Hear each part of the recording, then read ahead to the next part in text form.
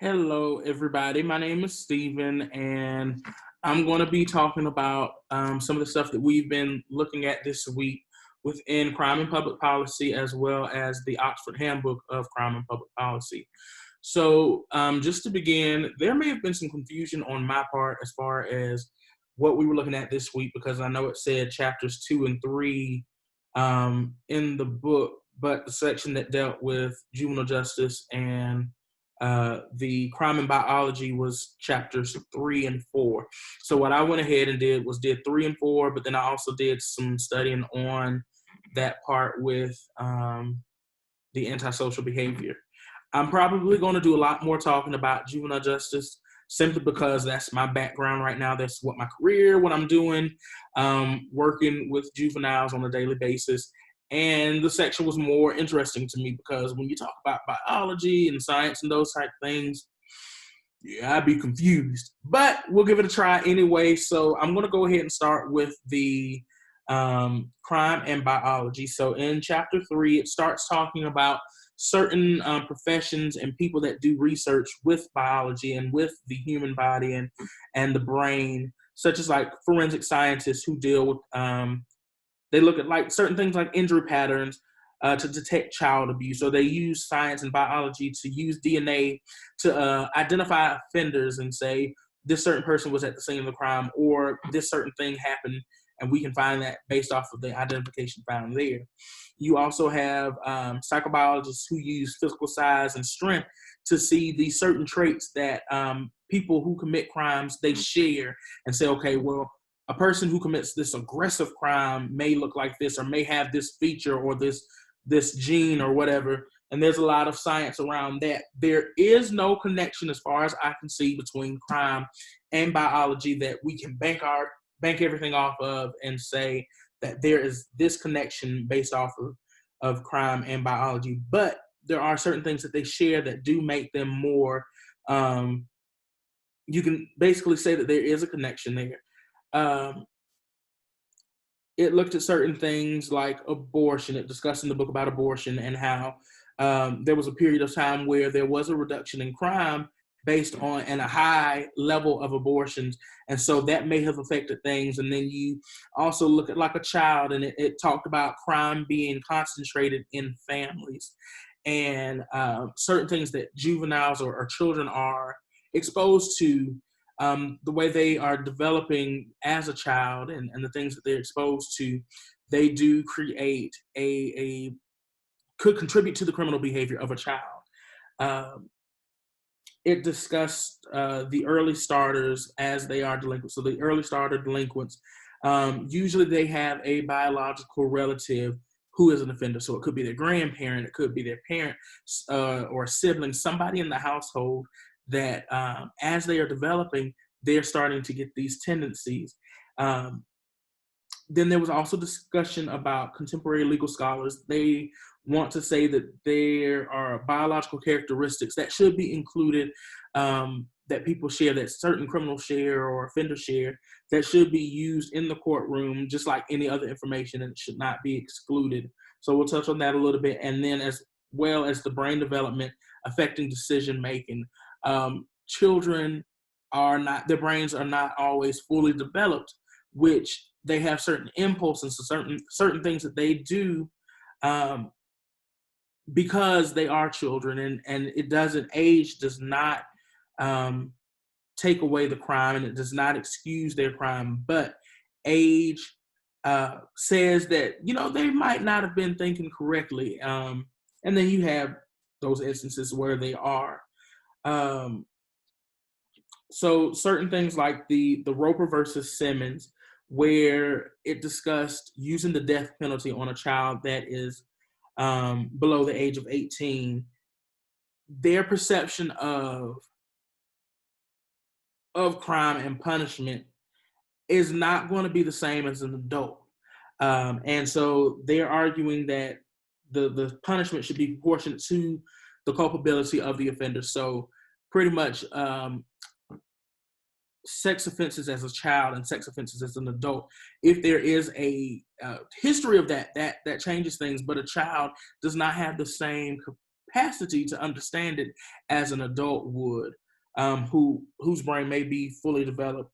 So, what's something else in that? This section was more complicated for me to understand because I'm, like I said, not big on biology. So we're going to transition into the juvenile crime and juvenile justice section, which was in chapter 4. Over the past few years, it has evolved into something that resembles the adult system. A lot of the policies, and I know this personally because a lot of the policies that we have, juveniles don't have to do so. In the juvenile courtroom where you have probable cause, in the adult court, there's something totally different where,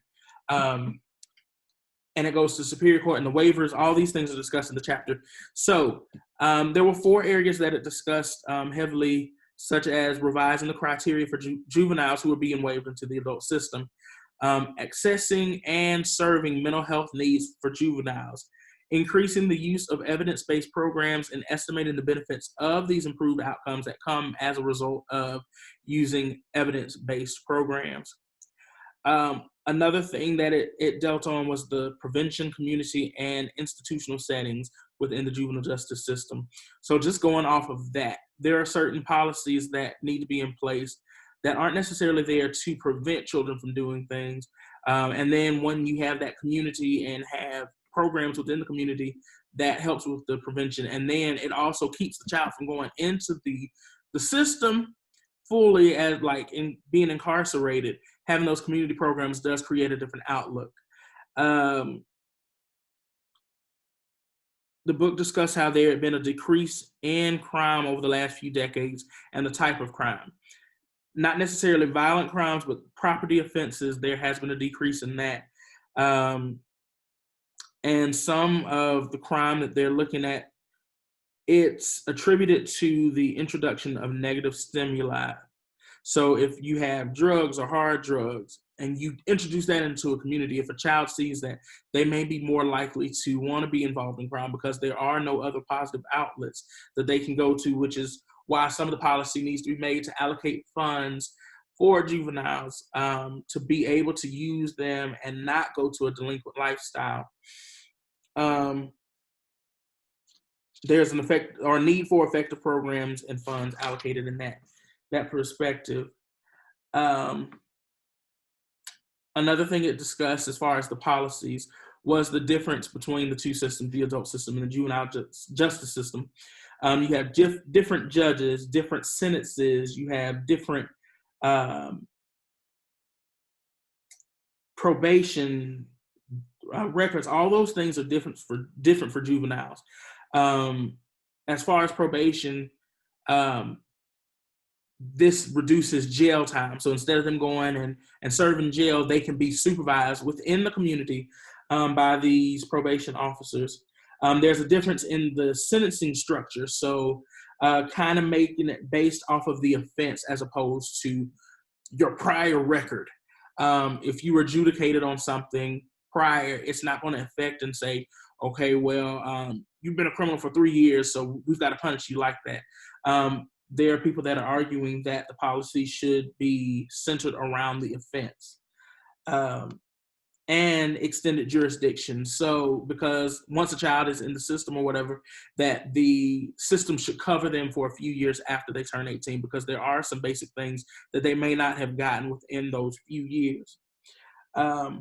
Policy should also hold the courts and the professionals, so mental health professionals or those that work within the courtroom, those that work with the juveniles, hold them accountable and make certain things like the zero tolerance policy.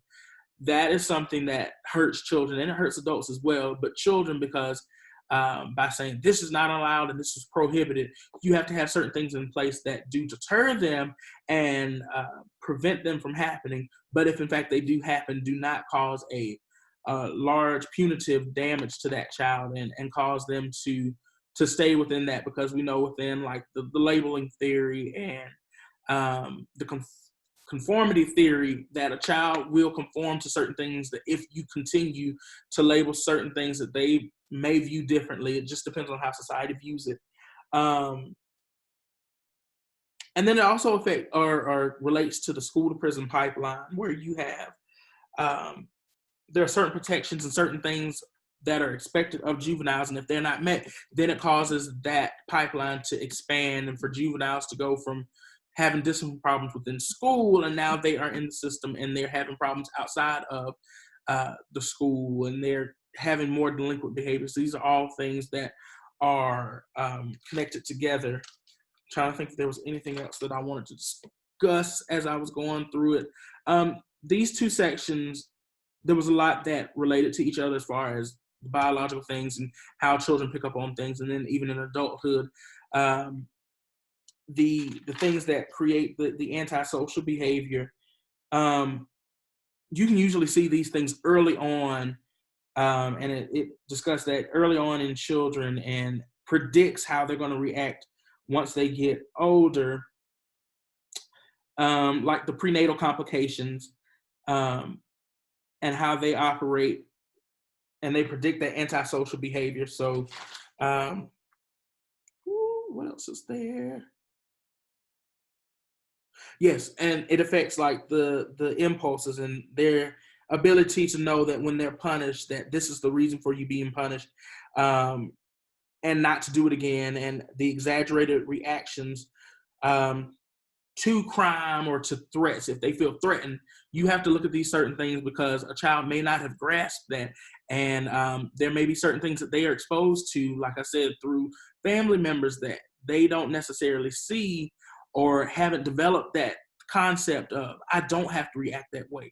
I don't have to fall into this delinquent behavior.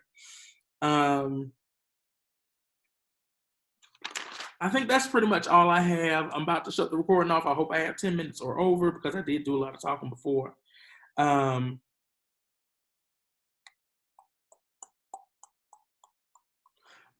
more thing. Let's talk about the section in chapter 23 about the antisocial behavior. One of the things that definitely stood out to me was the section where it talks about when things are put into place, and they're made into policy. It states that the public policymakers and policy critics become accustomed to policies that were once unthinkable and, in a sense, forgot about issues of principle that only a few years earlier had seemed terribly important. So when you know that something's in place, you're not necessarily going to keep revisiting it and beating a dead horse in a sense. And so people sometimes forget about it, and we think the way we think about it changes. Same thing with juvenile justice. I bet in a few years it's going to be different as far as certain things that are important now that we're seeing within children and their mental health needs may not be. The formality is different. You have judges who are like a little bit more lax, and they use their discretion. And so it's just pretty much, what else? It was another thing that I was going to look at. Just that the consistency does waver sometimes. So that's all I have for right now, and I hope that covered it. If not, I'm going to do better next week to make sure I write this stuff down. I look forward to seeing everybody else's responses. Y'all have a good weekend.